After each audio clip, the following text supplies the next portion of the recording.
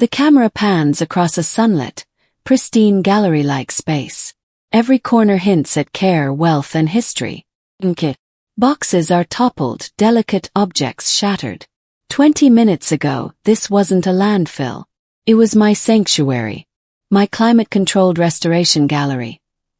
A place where every brushstroke, every thread, every fragile object tells a story.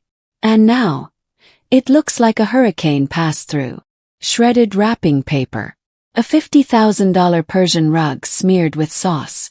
6-foot-high boxes on their sides, spilling 17th-century oil paintings onto the hardwood. I deal with fragile things for a living. Literally.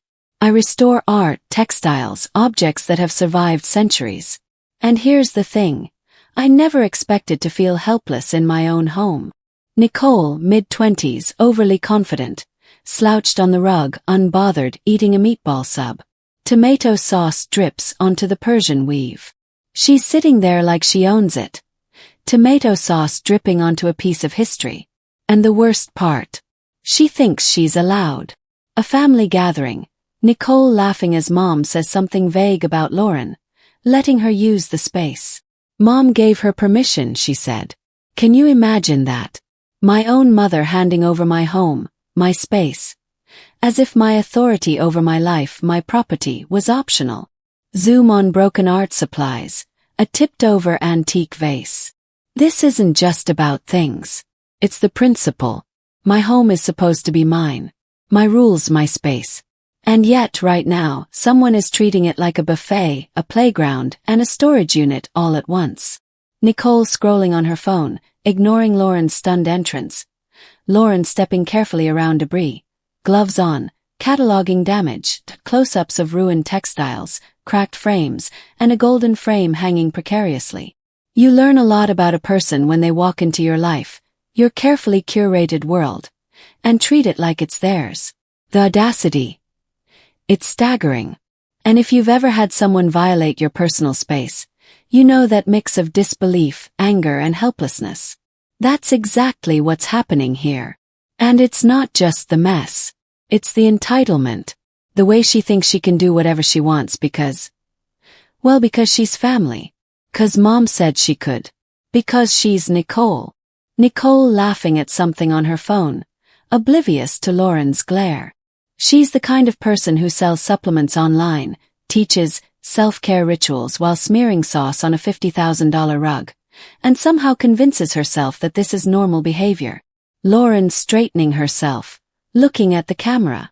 Have you ever come home to find someone treating your space, your life, your things like a playground?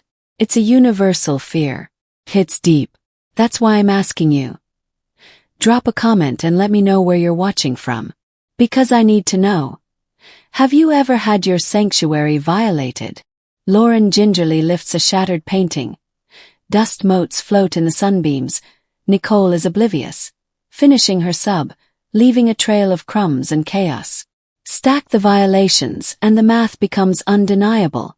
Trespassing, property damage, arrogance. My world, my professional life, my personal space, obliterated in a single afternoon. And yet, somehow, the lesson I'm being taught is that being nice and professional doesn't protect you. It doesn't stop people from taking what's yours. And here's the kicker.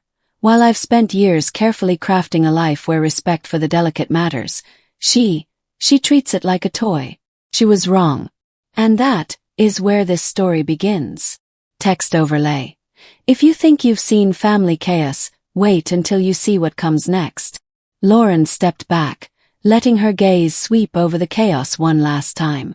Nicole was still sprawled on the Persian rug, crumbs scattered around her like confetti, laughing at something on her phone. The expectation was obvious. Everyone watching this would be waiting for the explosion. The shouting, the accusations, the confrontations. The moment when all the pent-up anger would finally erupt. But Lauren didn't move toward drama. She didn't yell. She didn't storm. Instead, she took a slow, deliberate breath. Some damage is reversible. Some rot must be cut out entirely. That was her mantra as a restorer.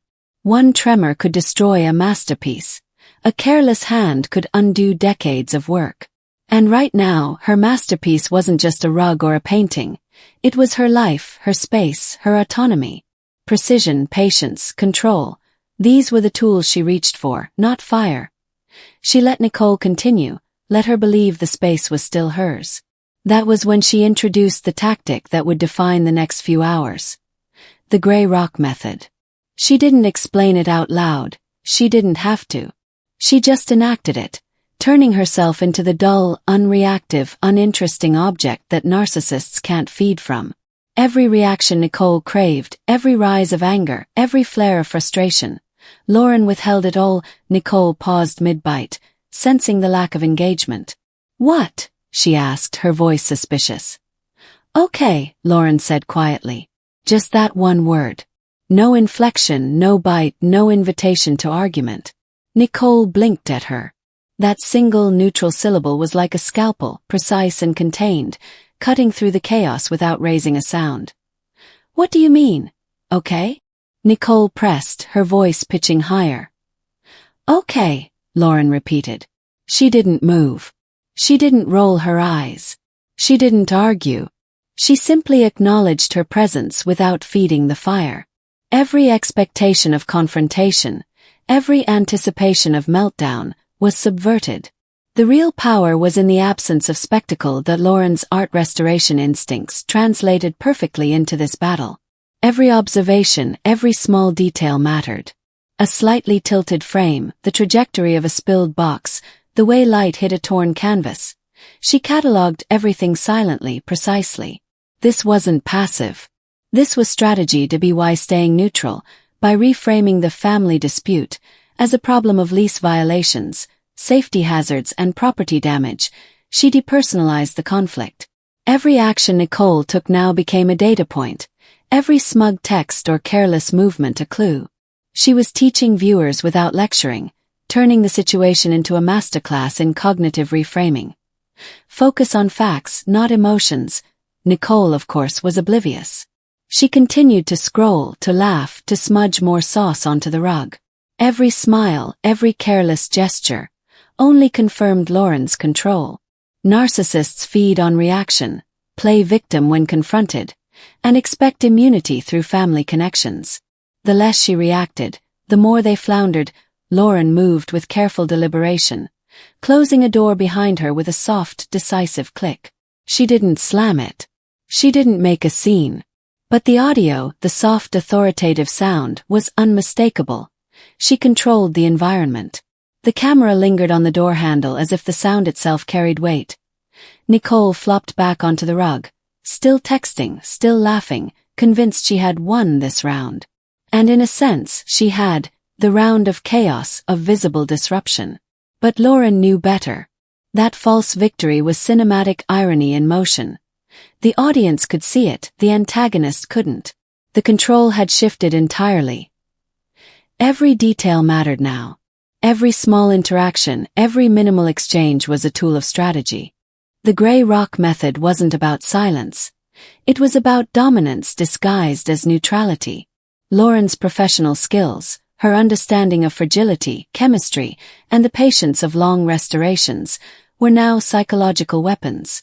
She had the precision to observe, the patience to wait, and the knowledge to know when a single tremor could tip the scales. And as Nicole laughed, texting and smearing sauce, Lauren allowed herself a small internal smile. The stage was set. The audience, if they'd ever experienced similar violations, understood the brilliance. Sometimes the most devastating response isn't fury. It's strategy. Lauren sank into the leather chair, letting the chaos of the present fade from her mind. 20 minutes ago, her sanctuary had been obliterated, and yet the real story began weeks earlier. 2 weeks to be exact. She rewound in her mind, back to a quiet, high-ceiling dining room. Sunlight spilling over polished silverware and crystal glasses. It had started innocuously enough. Lauren had just returned from a London exhibition, where she had secured a prestigious contract with one of the city's most esteemed museums. This wasn't just a job.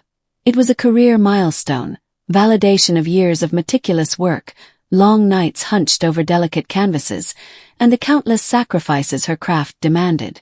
She had a plate of roasted vegetables untouched as she shared the news. excitement dancing in her chest. "I got the London contract," she announced, her voice bright but steady. "They want me to restore a series of 17th-century oil paintings. Complete project budget, $300,000. And they're covering all transportation and insurance." Her parents smiled politely, a hint of pride glinting in her father's eyes. But the moment was interrupted. Nicole, sliding her chair closer to the table, leaned in with her phone balanced on her wrist. "That's great, Lauren," she said, her tone syrupy. "But you know what I really need? I'm thinking about this new supplement MLM. Investment's only $18,000 a month, and I just don't know if it's the right time. Can you cover me this month?" Lauren blinked. Her fork paused midair. The contrast couldn't have been starker. One sibling building a career that preserved history, the other asking for handouts while splattering her space with chaos. "That's a wonderful idea, Nicole," their mother chimed in, almost rehearsed, as if reading from a family playbook. Lauren felt the familiar pang of frustration, that gnawing realization that this wasn't just sibling rivalry. It was systemic. Her parents enabled entitlement. They rewarded impulse. They reinforced failure. Numbers didn't lie. $18,000 a month, $300,000 investment, multi-million-dollar property, all tangled together like a web, each strand highlighting just how high the stakes were. Lauren's accomplishments weren't just achievements. They were collateral. Nicole was the family's bad bet, and Lauren's discipline, her skill, and her patience were what kept the whole house of cards from toppling. She had tried reason. She had tried to say no.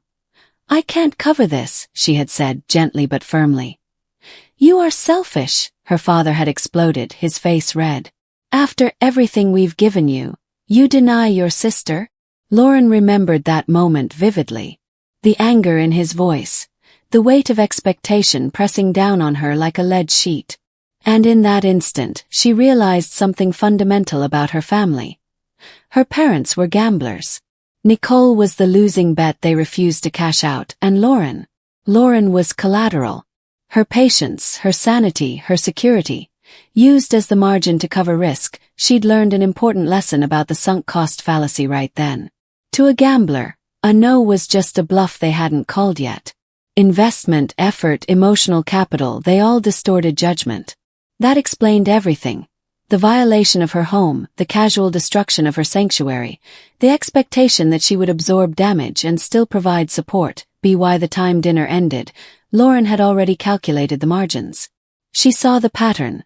Parental enablement, systemic favoritism, entitlement masquerading as need. She understood why the $50,000 rug, the 6-foot-high boxes, the priceless oil paintings had been targeted. It wasn't random. It was opportunity feeding on predictability. And that knowledge crystallized her next moves. She didn't need to explode, didn't need to argue, didn't need to yell. She needed precision, patience, and leverage, the same qualities that had made her a sought-after restorer.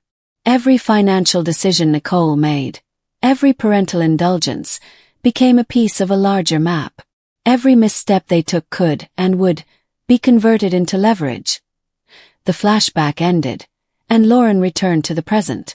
She looked at the ruined gallery, at Nicole texting smugly on the floor.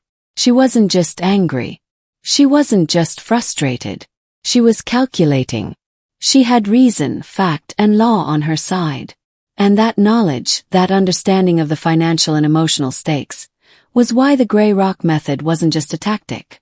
It was part of a larger, inevitable reckoning. The audience could feel it.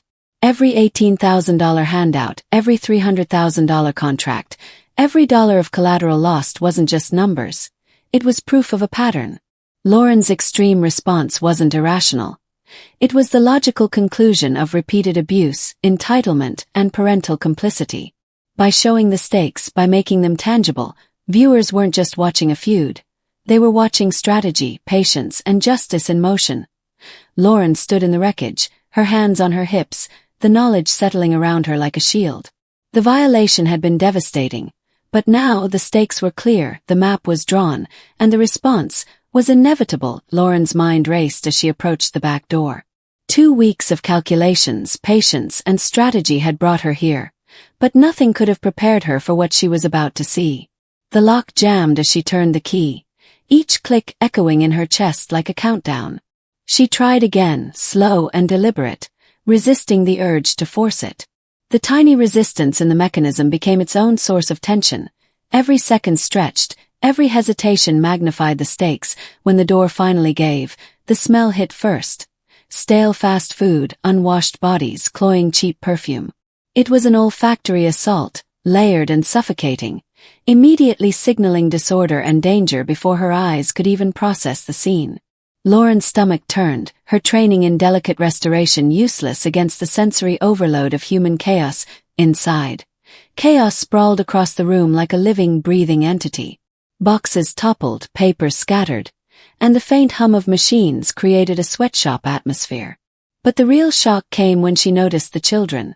Small, frightened, working quietly in a corner under Nicole's direction.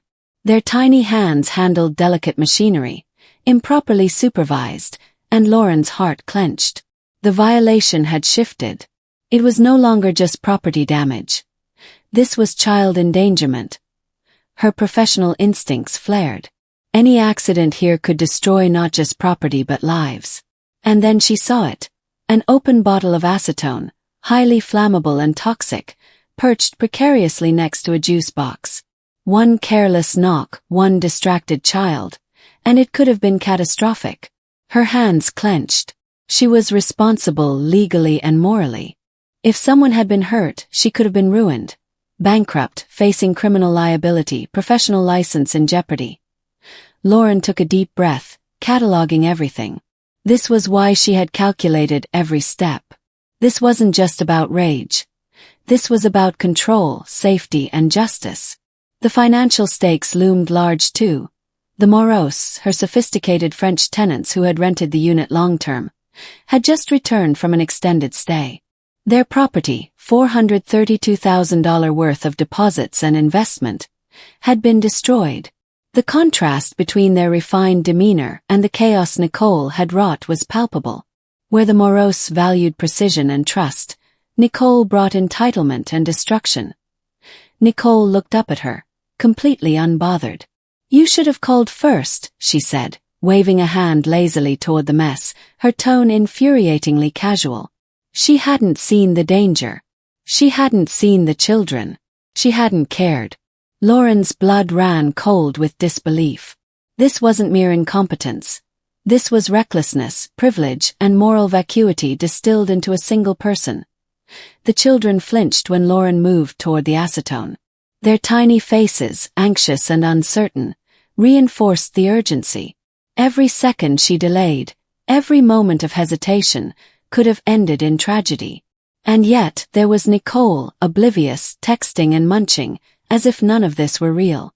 The absurdity was infuriating, almost cinematic in its audacity. Lauren's eyes scanned the room systematically, cataloging financial and physical damage. Toppled furniture, ruined Persian rugs, fractured oil paintings, machinery damaged beyond repair. $432,000 wasn't just a number. It was a tangible measure of her parents' negligence and Nicole's entitlement.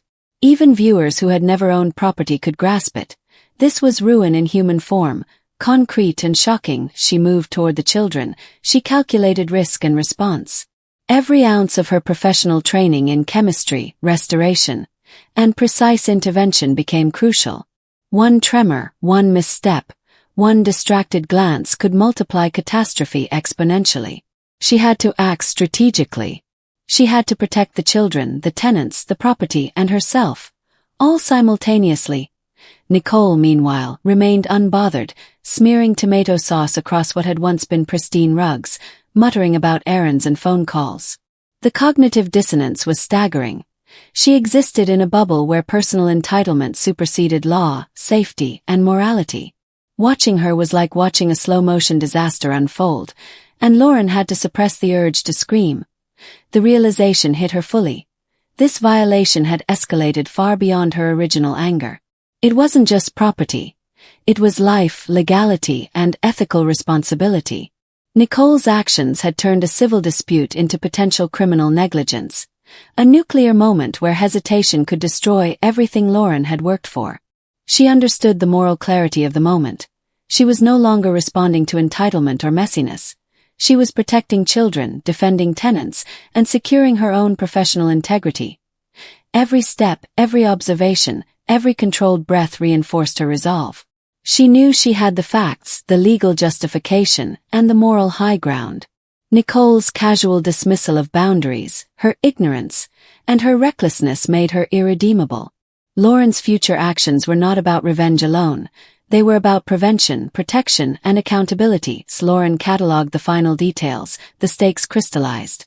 $432,000 lost, children endangered, chemical hazards present, property destroyed, and an antagonist completely unaware of the harm she'd caused. This was more than family dysfunction. This was crisis. And with every measured, deliberate motion, Lauren prepared to escalate. But this time with precision, legality, and moral certainty on her side. Lauren walked to the elevator, her hand steady, ignoring the 17 missed calls blinking insistently on her phone. Each ring could have tempted her into reaction. Anger, pleading, explanation, but she didn't. She was gray rock incarnate now. Neutral, unshakable, uninteresting to Nicole's need for drama. Discipline was her weapon, patience her armor. The power shift had already begun in her mind. This wasn't emotional. It was strategic. Nicole had given her the key in a way when she joked about, just call the police if Lauren didn't like the mess. Lauren smiled slightly. She would use those words, not in anger, not in vindictive revenge, but precisely, legally, and irrevocably. This was about boundaries, not punishment. Arriving at the scene, Lauren noticed Nicole filming TikToks from the floor, framing the chaos as her new office, and whispering about manifesting abundance. The absurdity was staggering. Publicly documenting theft, delusions of grandeur, and destruction of property. Nicole was, unwittingly, producing evidence against herself. Each clip, each caption, each giggle became a brick in Lauren's case. Lauren dialed 911 with calm precision, reporting, trespassing in progress. Hazardous chemicals on site. Unsupervised minors present. She didn't say, my sister. She didn't argue or plead. She stated facts, as an objective professional might, leaving emotion out entirely. The operator typed rapidly, their questions perfunctory. Lauren responded briefly, concisely, presenting the full scenario without embellishment. Every word counted. By the time police arrived, Lauren was ready. She had her deed, her ID, and a mental checklist of what needed to be said. She spoke briefly and factually, guiding officers through the situation. The acetone near the juice boxes, the toppled paintings, the children at risk, the public social media evidence. The officers nodded, noting the clear violation of both property and safety codes. Nicole, still lounging on the Persian rug, blinked when confronted. Ask my mom, she mumbled. She gave me permission. Her misunderstanding of property rights was total. She was operating under the flawed belief that family status could override law, that her mother's casual enablement trumped legal ownership. One officer raised an eyebrow, pen poised. Does your mother own this property? Yes, Lauren said, steady. Then her permission is irrelevant. The words landed like a hammer. Nicole froze. For the first time, someone she couldn't manipulate or guilt-trick was enforcing a boundary she had no control over. She was encountering a rule, clear, immovable, non-negotiable. Lauren's satisfaction was quiet but profound. Justice wasn't loud. It was precise. As police escorted Nicole out of the room, Lauren began inventorying the damage. That's when she noticed something missing. The set of $12,000 chairs gone. Nicole hadn't just trespassed, she had stolen. Lauren's eyes narrowed, not in panic, but in analytical focus. Where there's intent, there's evidence. Scrolling through Facebook Marketplace, Lauren found the chairs listed for $500, a fraction of their value, posted under Nicole's name.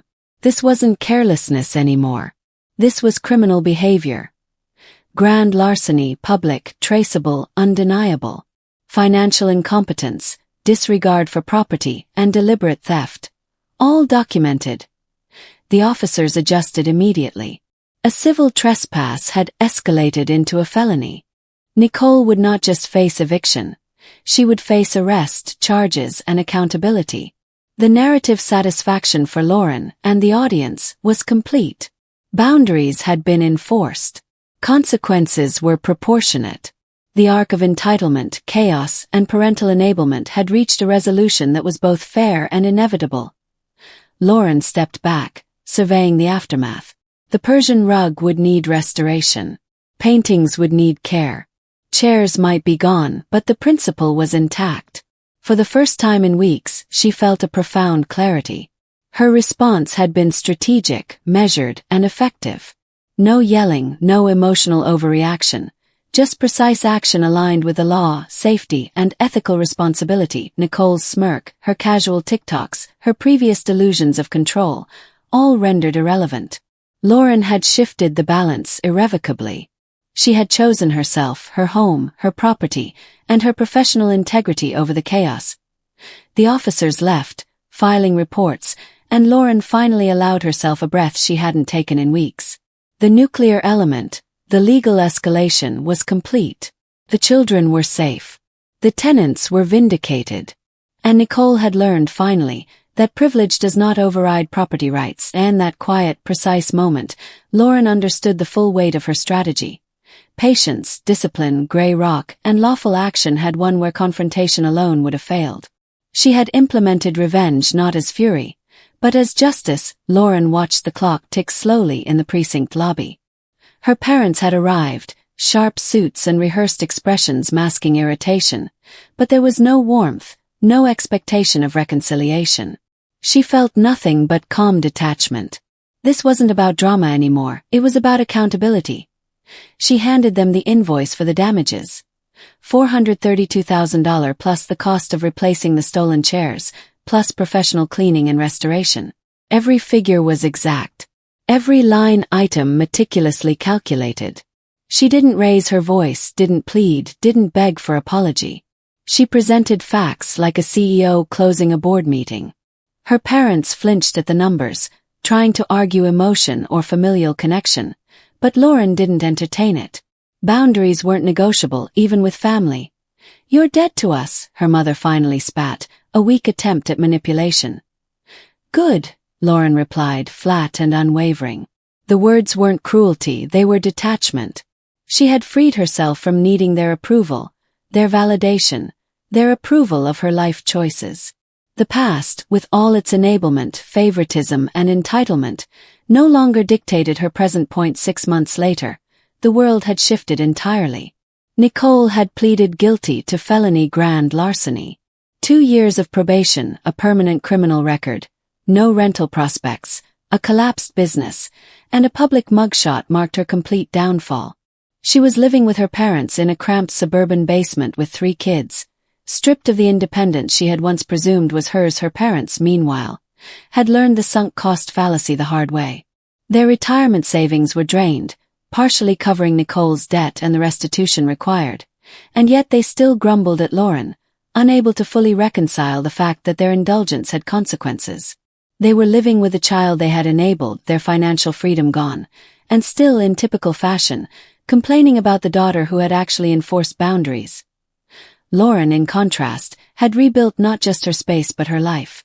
The Moroses returned to their apartment, praising the care and speed with which Lauren had restored their home. The $18,000 per month rental income continued unimpeded, secured with updated contracts and proper legal protections. Her London studio opened ahead of schedule, and her reputation as a restorer soared. Even the $5,000 professional cleaning of the gallery, a small price for peace of mind, was worth every penny. Most importantly, her self-respect remained intact. The philosophical resolution came gradually. Lauren understood that sanctuary wasn't defined by walls, rugs, or paintings. It was defined by boundaries. Sanctuary meant the ability to say no without explanation. It meant refusing to set yourself on fire to keep others warm. It meant recognizing that blood is biology, but family is behavior. This insight didn't just justify her actions, It reframed the very concept of personal space and autonomy. One rainy afternoon in a London cafe, Lauren sat alone at a corner table, her phone silent. Steam rose from her coffee, mingling with the drizzle outside the window. She felt an unprecedented freedom. Alone but not lonely. Free to focus, to create, to live without the weight of manipulation, entitlement, or chaos pressing against her life. She understood fully that walking away from toxic family wasn't defeat. It was victory. Her hands rested on the keys of her laptop, and she smiled at the metaphor in her life. She had the keys to her own life, and she was never making copies for anyone else again. Every decision, every boundary enforced, every moment of grey rock discipline had led her here. The lessons weren't abstract, they were lived, and the results were tangible. She glanced around the cafe, imagining others like her who had endured similar family chaos. If you have ever had to become a grey rock to survive a toxic family member, she thought, you understand this freedom. It wasn't just her story. It was a template, a permission slip for anyone learning to reclaim their life without guilt or fear. Walking away wasn't quitting, it was winning. And in that quiet, reflective space, with rain tapping against the window and the city moving in rhythm around her, Lauren realized that revenge had never been the goal. Justice had been. Boundaries had been the prize. And in securing them, she had reclaimed not just her gallery, her tenants, or her property, but the essence of her own autonomy and peace.